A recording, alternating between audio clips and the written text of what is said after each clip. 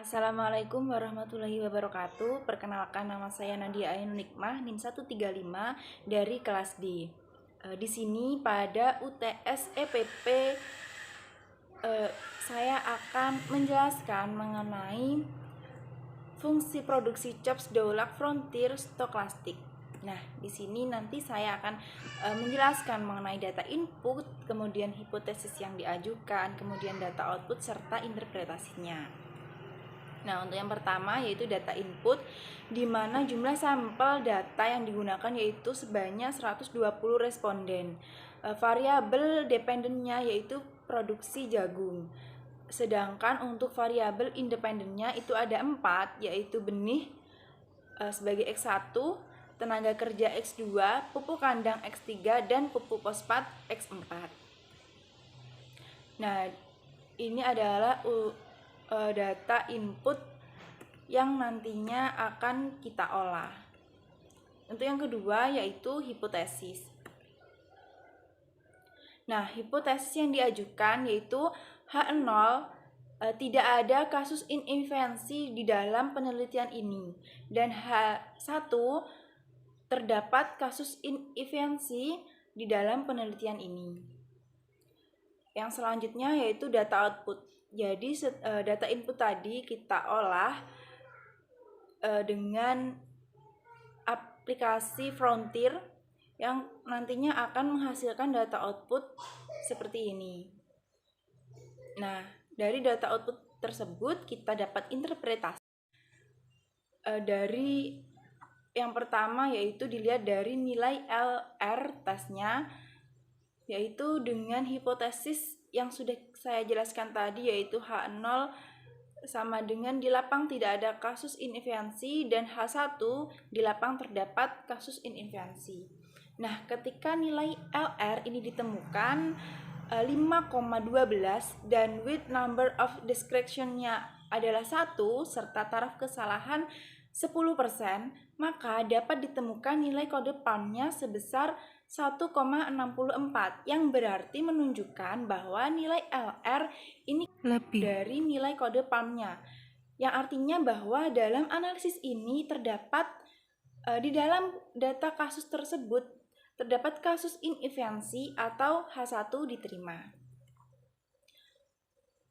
Kemudian yang selanjutnya yaitu dilihat dari nilai gamma. Untuk T-hitungnya yaitu ada 0,682963996E plus 01 atau sama dengan 6,83, dan T-tabelnya yaitu sebesar 1,98 yaitu dengan alfa 5%. Kemudian T-hitung ini lebih dari T-tabel yaitu 0,80%. Error term disebabkan karena inefiensi teknis.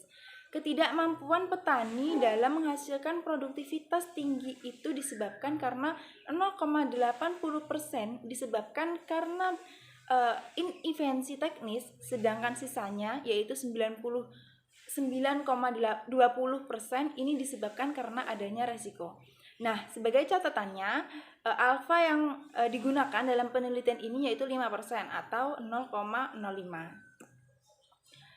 Kemudian untuk yang selanjutnya yaitu X1 atau benih, dilihat dari data outputnya tadi bahwa T-ratio yaitu sebesar min 0,75 kurang dari T-tabelnya yaitu sebesar 1,98, yang artinya tidak signifikan bahwa nilai beta ini tidak berpengaruh terhadap produksi atau input X1. Benih tidak mempengaruhi peningkatan atau penurunan produksi.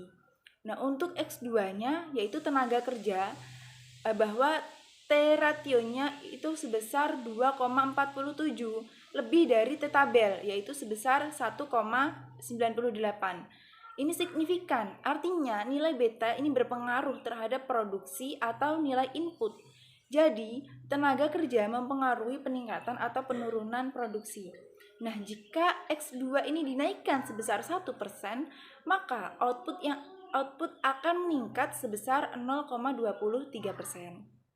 Nah, untuk X3 yaitu dengan variabel pupuk kandang, ini T rationya sebesar min 2,44, lebih kecil daripada T tabelnya yaitu sebesar 1,98. Ini tidak signifikan, artinya nilai beta tidak berpengaruh terhadap produksi atau input X3. Jadi pupuk kandang tidak mempengaruhi peningkatan atau penurunan produksi. X4 yaitu pupuk fosfat dengan T rationya sebesar 3,55, ini lebih dari T tabel yaitu sebesar 1,98. Ini signifikan, artinya nilai beta berpengaruh terhadap produksi atau input X4. Jadi pupuk fosfat ini mempengaruhi peningkatan atau penurunan produksi.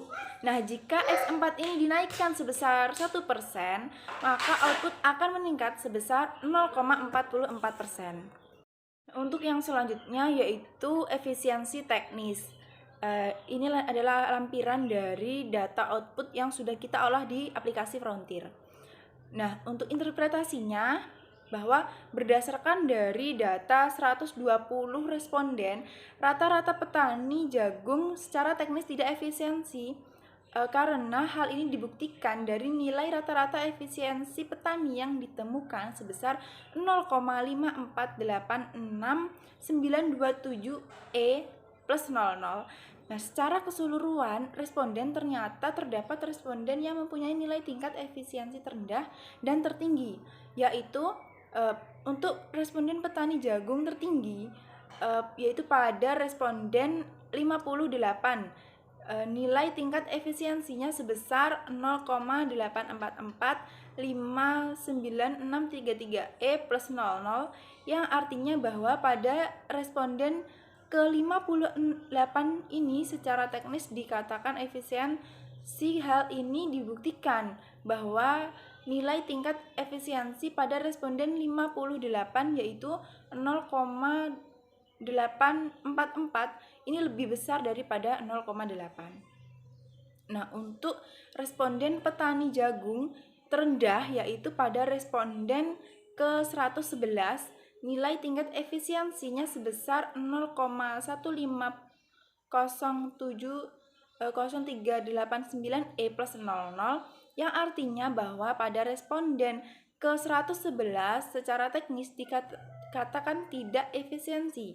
Hal ini dibuktikan bahwa nilai tingkat efisiensi pada responden ke-111 yaitu 0,15. Ini kurang dari 0,8. Mungkin cukup sekian dari saya, kurang lebihnya mohon maaf, dan saya ucapkan selamat menunaikan ibadah puasa. Semoga amal kita diterima oleh Allah Subhanahu wa taala. Dari saya cukup. Wassalamualaikum warahmatullahi wabarakatuh.